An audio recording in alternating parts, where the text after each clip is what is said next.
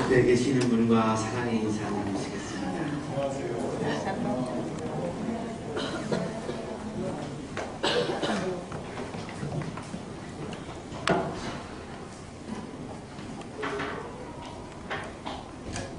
플로롭스키라고 하는 분은 정교회 예배 학자입니다. 이분이 예배와 삶이라고 하는 책에서 예배에 대한 정의를 이렇게 내리고 있습니다. 기독교 예배는 그것이 참된 기독교의 예배라면 결코 독백이 아니라 대화이다. 기독교 예배는 하나님의 부르심과 그분의 전능하신 행위에 대한 인간의 응답이다. 대화라고 하는 것을 강조하고 있고요. 부르심과 응답이라고 하는 것을 강조하고 있습니다. 예배는 우리가 와서 하나님을 보는 것이 아니라 하나님의 부르심을 듣고 대화죠. 그리고 내가 그 하나님의 계시에 대해서 응답하는 거죠. 그 응답으로 하는 것이 찬양이기도 하고 기도이기도 합니다. 자, 그렇다면 예배의 출발은 들음으로부터 시작이 되는 거죠. 보는 것이 아니라 듣는 겁니다. 주님의 소리를 듣지 아니하면 예배가 구성되어질 수조차가 없는 거죠. 어떤 그리스도인들은 예배의 자리에 와 있지만 주님의 음성, 주님의 소리, 주님의 말씀에는 전혀 관심이 없는 그런 예배자들도 있죠. 피터 브루너는 루터교 예배신학자입니다. 루터교가 예배가 굉장히 아주 발달되어 있는 그런 교단인데요. 예수의 이름으로 드리는 예배라고 하는 책에서 이분은 예배를 이렇게 정의합니다. 예배란 우리 주 하나님께서 성령을 통하여 우리에게 말씀하는 것으로서, 예배는 성령을 통해서 하나님이 우리에게 말씀을 주시는 것으로부터 예배가 출발된다는 거죠. 인간인 우리는 기도와 찬송으로 그분에게 응답하는 것이며 그 외에 다른 것은 행해지지 않아야 한다. 예배는 주님이 우리에게 성령을 통해서 말씀을 주시는 시간이고, 그 말씀을 그냥 흘리는 것이 아니라 그 한 말씀 한 말씀에 대해서 내가 내 마음을 담아서 정성을 담아서 응답을 하는 것이다. 이렇게 정의를 하고 있습니다. 결국은 예배는 주님의 소리를 듣고 그 소리에 대해서 내가 응답하면서 주님과 내가 자꾸만 대화가 깊어지는 자리가 바로 예배의 자리인 거죠. 오늘 우리는 진정한 예배자 한 여성을 만나고 있습니다. 여기서 밤에 바울에게 환상이 나타났는데, 여기서는 이제 좀 이따가 말씀을 드리겠습니다만, 오늘은 지명이 굉장히 많이 나와서 어떻게 보면 성서 지리를 공부하는 시간을 우리가 착각할 수 있을 정도로 지리를 보지 않을 수가 없는데요. 이 드로아라고 하는 알렉산드리아 투라스, 오늘날에는 달란이라고 불리는 그곳에서 터키입니다. 그래서 바울이 환상을 봤습니다. 이 환상이 나타난 사람은 마케도니아 사람이었고, 마케도니아는 지금의 그리스 북부 지역입니다만, 마케도니아로 건너와서 우리를 도와주십시오 라고 아주 간청한 이런 환상을 보았습니다. 자, 여기서 또 이제 환상이라고 하는 것이 또 우리가 주목해야 하는 것인데요. 내 욕망이 투영된 것을 환상이라고 우리가 착각할 수도 있습니다. 여기 성경에서 말씀하시는 환상은 내 욕망이 투영되어서 내가 그걸 꿈속에서 보았구나. 내가 그 욕망에 막 가득 차 있어가지고 그것을 보는 것, 그것을 말하는 것이 아니고, 또 어떤 경우에는 우리 목회자들이 어떤 교인들을 움직이기 위해서 너무나 그거를 깊게 생각하면서 내가 그 환상을 보았다라고 또한 얘기하는 그런 환상하고는 다르다고 하는 겁니다. 환상이란 가공적 상황인 꿈이나 황홀경이 아니라 선선을 통해서 기도 중에 있는 고넬료에게 주신 계시다. 계시는 하나님의 말씀입니다. 하나님의 소리, 하나님의 음성, 그것이 기록되어 있는 것이 성경입니다. 성경에 근거해 있지 않은 환상을 말하는 것이 아니라 성경에 근거되어 있는 환상임을 우리에게 말씀해 주고 있는 건데요. 지금 마케도니아 하는 왼쪽에 지도에서 보시면 그 그리스 북부 지역을 그 당시에 마케도니아라고 그렇게 불렀던 것이고요. 지도를 보시면 시리아 안티오크라고 하는 것이 맨 왼쪽에 보이실 거예요. 이게 지금 바울이 선교여행을 출발을 한 곳이죠. 저희 출발해서 아시아를 지나서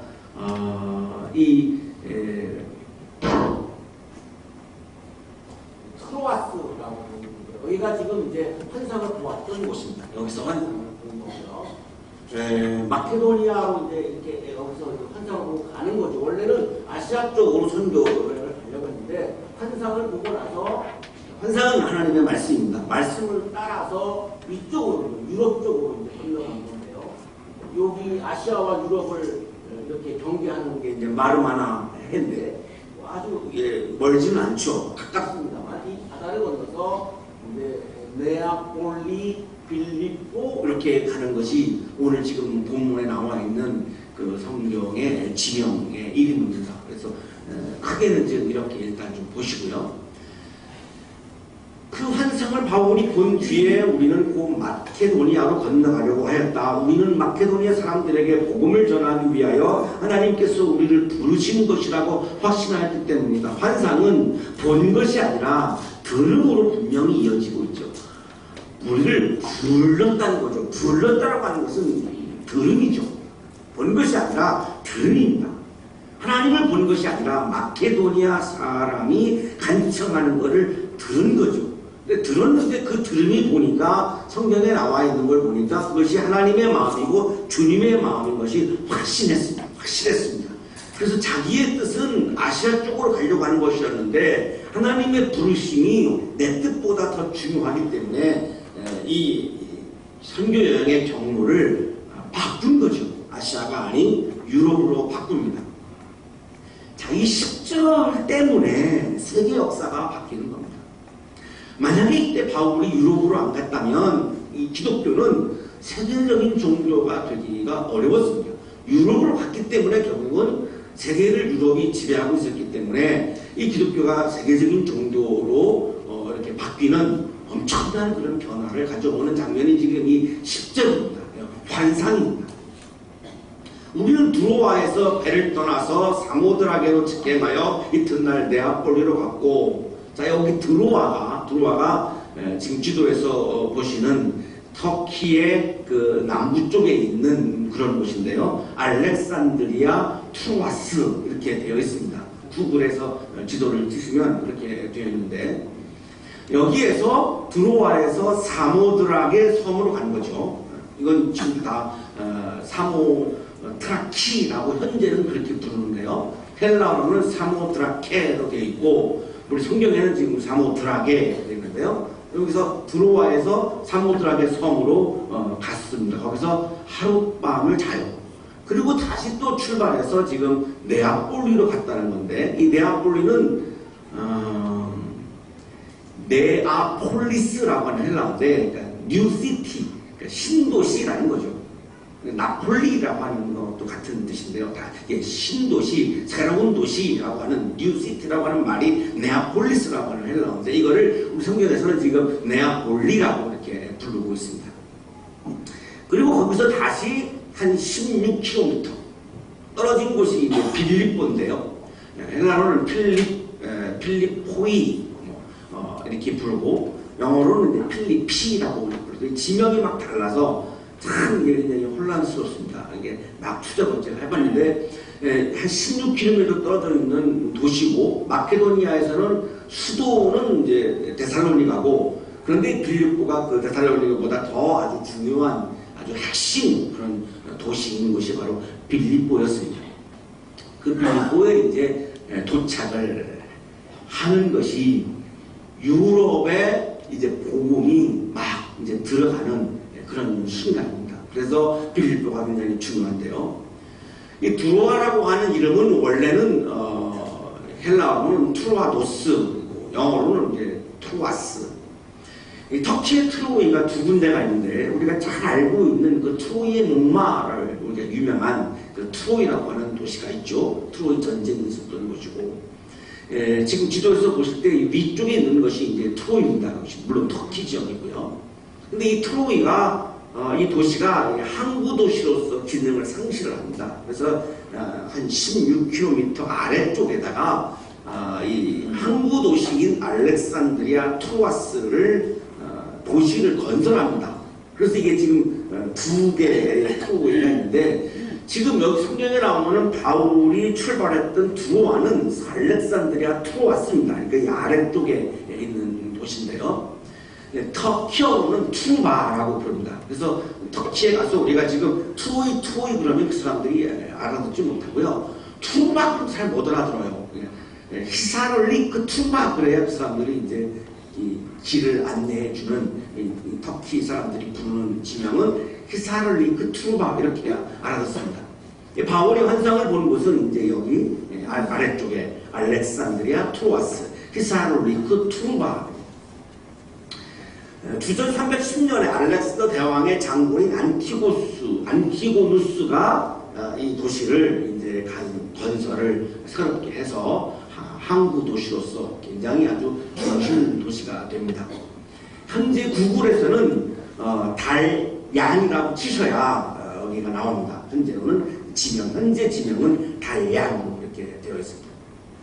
그 분명하죠. 이거에 대해서 또 논란을 벌이는 분들도 있는데, 여기 편말을 보시면 분명히 그렇게 되어 있습니다. 알렉산드리아 트로아스 달얀 이렇게 되어 있죠. 그래서 달얀이 분명한 현재의 달얀의 그런 모습이고요.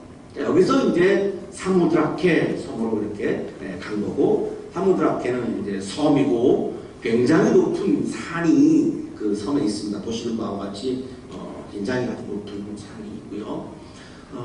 현재 거기서 이제 네아폴리로 갔는데, 네아폴리는 네아폴리스 카발라, 현재 지명은 카발라입니다. 구글에서 카발라를 치셔야 나오고요. 네아폴리를 치면 나오지 않습니다. 드로아에서 네아폴리까지 바닷길로 한 185km를 이렇게 바울이 이제 간 거죠. 네아폴리는 아주 아름다워서요. 바이런이라고 하는 시인이 이 네아폴리에 가가지고 아주 아름다움을 찬양하는 시를 썼을 정도로 굉장히 풍경이 아주 아름답습니다. 이 교회가 바울이 이제 유럽에 처음으로 도착한 거죠. 이 네아폴리가 그거를 기념하는 교회가 지금 여러분 보시는 바울이 처음으로 유럽에 도착한 것을 기념해서 세운 그런 교회의 모습입니다. 자, 거기서 이제 16km 또 이제 떨어진 곳이 이제 빌립보인데요. 필리피. 48년에서 50년 경으로 추측을 합니다. 그때 바울이 그때쯤에 이 빌립보에 이제 도착을 한 거죠. 이 빌립보는 알렉산더 대왕의 부친인 마케도니아 왕 빌립 2세가 여기에 이제 거주를 하고, 자기의 이름을 따라서 이 도시를 빌립보라고 그렇게 이름을 만들었습니다.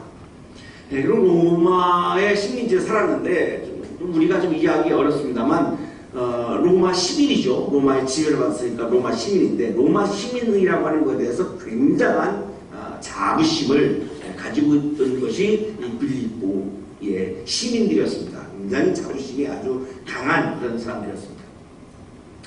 자, 이 빌립보에 도착을 해서 드디어 이제 안식일이 되었습니다. 안식일이 되면 유대인들은 회당에 가죠. 자, 그런데 이 빌립보에 회당이 없는 거예요.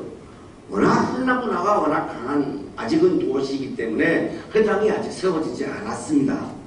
그래서 성문 밖으로 나갔습니다. 성문 밖 어디로 나가냐면 강가로 나갔습니다. 이게 깐기테스 강가로 그렇게 추측이 됩니다. 성 안에는 로마가 인정하는 종교를 가지고 들어오지 못하게 했습니다.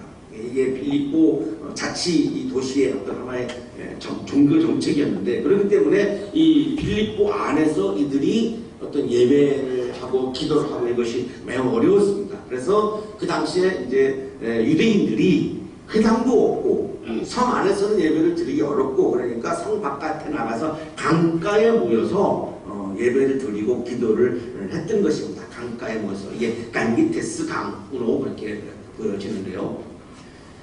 그 기도하는 처소, 강가에 있는 기도하는 처소를 찾아갔고요. 그리고 거기에 모여든 여성들에게 말씀을 전했습니다. 그러면 남성들이 굉장히 적었음을 알 수 있습니다. 유대인 남성 10명이 넘어야 회당을 지을 수 있습니다. 그 마을에. 그러니까 그 당시에 여기에는 유대인 남성이 많지 않았던 것으로 그렇게 보이고요. 그래서 여성들이 주였고 그 여성들에게 바울이 이제 처음으로 유럽에 와서 지금 복음을 전하고 말씀을 전하는 장면입니다. 그들 가운데 루디아라고 하는 여성이 있었는데 이 루디아라고 하는 여성은 자색곶감 장수였습니다. 굉장한 최고 전문 경영인 CEO라고 할 수 있는데요. 이 자색곶감은 굉장히 왕국에서 입거나 제사하는 사람들이 입거나 굉장히 지위가 높은 사람들이 입었던 그런 옷입니다. 그런 사람들을 상대한 사업가니까 굉장히 권력도 있고 또 재물도 있는 굉장한 그런 사업가인 아주 여성이라고 볼 수 있습니다.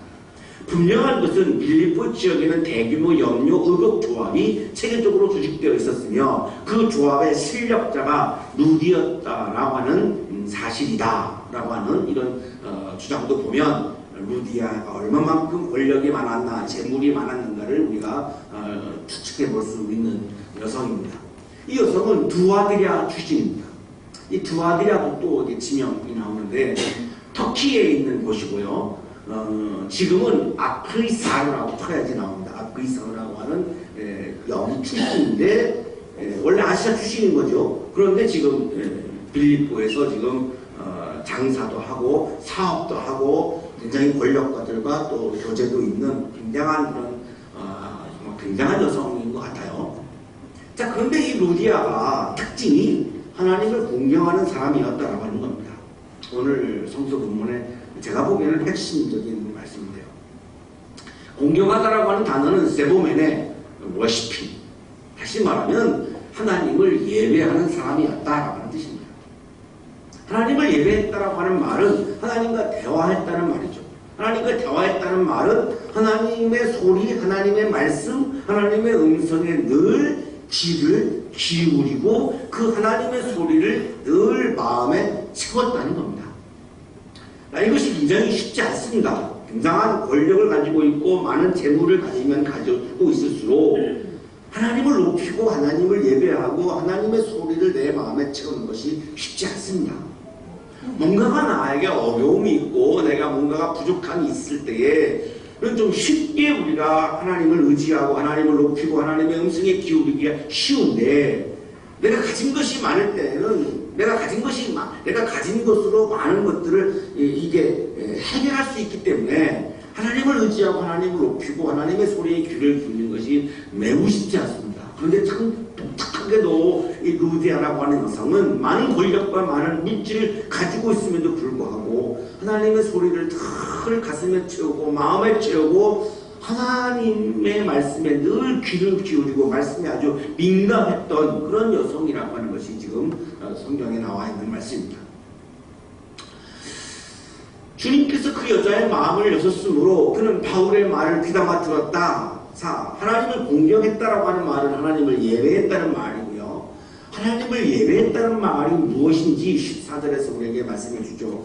진정한 예배자가 뭔지를 우리에게 말씀해 주죠. 에코웬 주의를 기울여서 들었다는 거예요. 하나님의 말씀을, 주님의 말씀을 주의를 기울여서 들었다는 거죠. 말씀이 아주 민감했다라고 하는 거죠. 자, 진정한 예배자의 이제 모델이 하나씩 나타나는데, 첫 번째는 진정한 예배자의 모델은 내가 내 마음을 열어서 그 주님의 말씀에 아주 민감하게 듣는 사람, 이 사람이 바로 진정한 예배자임을 우리에게 말씀해 주고 있습니다.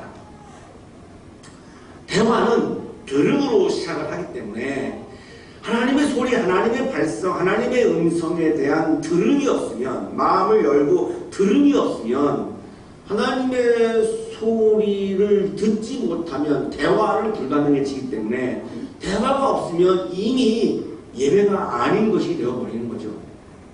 엠마오로 가던 두 제자가 곁에 와서 계속 말씀하시는 부활하신 예수님이 계셨지만 주님을 만나지 못해요. 왜 그랬을까요? 그 말씀에 대해서, 그 주님의 음성에 대해서 부활하신 예수의 소리와 음성이라고 하는 믿음이 없었어요. 그러다가 나중에 이제 집에 들어가서 그 음성이 주님의 음성이고 그 말씀을 하시는 분이 예수님을 확신하고 부활하신 예수님을 만나는데, 그 만나는 장면에 보시면 성경에 뭐라고 되냐면 마음이 뜨거워졌을 때에 계속 대화했지만 주님과의 대화를 몰랐었는데 마음이 뜨거워진 다음에는 이것이 주님의 음성이구나, 주님의 소리구나, 이분이 부활하신 주님인가를 알게 됩니다. 그러니까 마음이 열리고 마음이 뜨거워졌을 때 주님과 내 대화가 가능하다라고 하는 것은, 주님의 음성을 듣는 것은 마음으로 듣는 거죠. 이 귀로 듣는 것이 아니고 마음으로 듣는 거죠. 우리 둘째 아들이 신학대학을 가기로 결정을 하면서 저한테 물어요. 아빠는 하나님의 음성을 듣고 신학을 했습니까? 전진아 이런 음성을 들었습니까? 제 이름을 막 부르면서 마음대로 그렇게 질문을 했었어요. 아마 그때 그 아이의 질문 속에는 귀로, 자기는 지금 귀로 현재야라고 하는 음성을 못 들었기 때문에 가도 됩니까? 이렇게 저한테 질문했던 것 같아요. 하나님의 음성은 이렇게 귀로 듣는 것이 아니라 마음으로 듣는 거기 때문에 내 마음이 주님을 향해서 열려야만 지금 들을 수 있는 건데, 이 루디아는 마음을 열었고요. 열었기 때문에 바울을 통해서 주시는 주님의 소리와 음성을 들은 거예요. 그래서 대화가 가능한 거고, 대화가 가능했기 때문에 진정한 예배자일 수 있었던 거죠. 진정한 예배자였기 때문에 그는 어떻게 합니까? 세례를 받습니다. 유럽에서 처음으로 복음을 받아들이는 것은 여성 루디아였고요. 유럽에서 최초로 세례를 받은 사람도 여성 루디아였어요. 그만큼 이 루디아는 하나님의 음성에 대해서, 하나님의 소리에 대해서 마음을 열었어요. 그리고 마음 깊은 곳에 주님의 음성을 담았고, 그래서 끊임없이 그 마음속에서 주님과 대화를 했어요. 그렇기 때문에 복음을 받아들인 거고 세례를 받은 거죠. 세례는, 그러므로 우리는 세례를 통하여 그의 죽으신 거나 범으로써 그와 함께 묻혔던 것입니다. 그것은 그리스도께서 아버지의 영광으로 말미암아 죽은 사람들 가운데 살아나신 것과 같이 우리도 또한 새 생명 안에서 살아나기 위함입니다. 세례라고 하는 것은 주님의 십자가와 함께 나도 내 옛차를 죽이는 것이 세례죠. 우리 성령 담임자가 세례식을 하겠습니다만, 세례라고 하는 것은 내 욕망을 죽이고 내 옛 자아를, 내 욕망을 따라 살던 내 자아를 십자가에 못 박고 죽이고, 이제는 내 숨이 아니라 성령의 숨을 쉬면서 내가 이제는 그리스도를 따라가는 사람이 되겠다라고 결단해서 새로운 사람으로 거듭나는 사건이 바로 세례인데, 지금 루디아는 세례를 받습니다. 주님의 소리에 민감하고 주님의 소리를 듣고 주님의 소리에 마음을 채우다 보니까 주님이 너무나 좋고 주님을 너무나 사랑하고, 이제는 내 욕망을 따라 살지 않고 주님의 소리를 따라서 사는 것이 너무나 행복하다라고 하는 확신이 있었고, 그래서 지금 세례를 받는데 본인만 받지 않고 식구들도 다 받아요. 그러니까 아마 굉장히 남편을 막 이렇게 좌지우지했던 것 같아요. 이 엄마, 아내 한마디에 지금 온 식구가 다 세례 받잖아요. 남편을 세례 받는 쉽지 않잖아요. 우리 아무리 아내가 얘기해도 잘 받지 않죠. 이 중에도 아마 계실 것 같은데, 나의 숨을 죽이고 성령의 숨을 쉬고 예수의 숨을 쉬게 되었어요. 세례를 받고. 이것이 바로 두 번째 진정한 예배자의 모습이죠. 첫 번째는 주님의 소리를 가득 채우는 것. 첫 번째 진정한 예배자의 모습이고, 두 번째는 이제는 그래서 내가 내 욕망을 위한 숨이 아니라 성령의 숨, 주님을 위한 숨, 하나님의 나라를 이루기 위한 숨을 쉬는 거죠. 이게 진정한 예배자의 두 번째 모습입니다. 여기서 안 끝나요. 나를 주님의 신도로 여기시면 우리 집에 오셔서 묵으십시오 하고 간청하였다. 그리고 우리를 강권해서 자기 집으로 데리고 갔다. 이게 한 50년, 51년으로 추측하는데요. 이 바울의 일행을 가정으로 초청을 했습니다.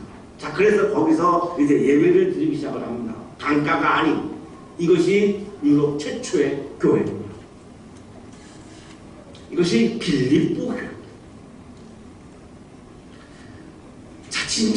진정한 예배자였기에, 그녀는 진정한 예배자였기에 예배 드리는 공간의 중요함을 늘 인지하고 있었고, 그래서 자기의 집을, 자기의 가정을 예배 드리는 장소로 내놓은 거예요. 혹시 사업가여서 이게 참 손이 커요. 굉장히 손이 굵어요. 이게 쉽지 않죠. 내 집을, 내 가정을 이렇게 예배 장소로 내놓는 게 이게 쉽지 않잖아요. 내 사생활도 있고 그런데 그게 얼마나 그 예배가 중요하게 여겼으면 자기 집을, 자기의 가정을 예배 장소로 그냥 내놓은 거예요. 이것이 빌립보 교회, 유럽 최초의 교회의 시작이에요. 이 빌립보 교회 때문에 유럽이 기독교가 이제 퍼져서 독일 같은 경우는 완전히 기독교 국가가 된 거고, 지금도 거기는 독일 같은 나라는 목사가 공무원이잖아요. 나라에서 공부를 받잖아요. 기독교 국가죠. 그거를 맡는 게 누구냐? 루디아예요. 이 루디아가 이걸 안 했다고 한다면 복음이 유럽에 퍼져나가기는 어려웠을 것이고요. 이게 선교 거점이 된 거고 최초의 교회의 씨앗이 된 거거든요. 하나님을 높이고 예배하고 하나님의 소리에 귀를 기울이는, 하나님을 공경하는 그 영성이 낳은 열매인 거죠. 이 하나님을 공경하는, 하나님을 예배하는 영성이 있었기 때문에 하나님의 음성에 귀를 기울였고, 그리고 세례를 받으면서 자기의 욕망을 죽였고, 자기 욕망을 죽였기 때문에 자기의 집을 예배의 장소로, 하나님의 소리를 듣는 장소로 내놓았던 거죠.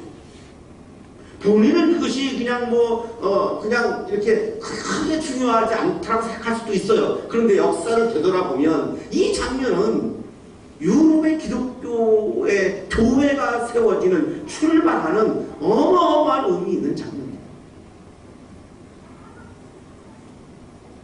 세계 역사를 바꿔놓은 그런 여성이 바로 루디아였습니다. 처음으로 복음을 받아들였고, 처음으로 세례를 받았고, 처음으로 유럽의 교회를 세운 사람이 바로 루디아라고 하는 여성이었어요. 어떻게 가능했습니까? 하나님을 공경하는, 하나님의 음성에 귀를 기울이는, 하나님의 소리를 마음에 가득 채우는 그 영성이 있었기에 가능했던 사건이죠. 지금 보시는 교회가 루디아 기념교회입니다. 빌립보에 있는 가정교회가 사실은 지금은 저렇게 루디아 기념교회로 세워서 루디아의 그 영성을 많은 사람들이 기념을 하고 있습니다. 정말 아름다운 여성이죠. 세계 역사를 바꾸어 놓은 정말 아름다운 여성입니다. 여러분 마음속에 주님의 음성, 주님의 소리가 가득 채워지고 늘 주님과 깊은 대화를 나누는 진정한 예배자가 되어서 놀라운 아름다운 역사를 만들어가고 바꾸어가는 멋진 그리스도인이 되시기를 축복합니다. 한양대학교에서 예배를 드리는 어린이들이 이런 영성을 가지고 위대한 역사를 창조해가는 인물로 자라나기를 주님의 이름으로 축복합니다. 거룩하신 하나님,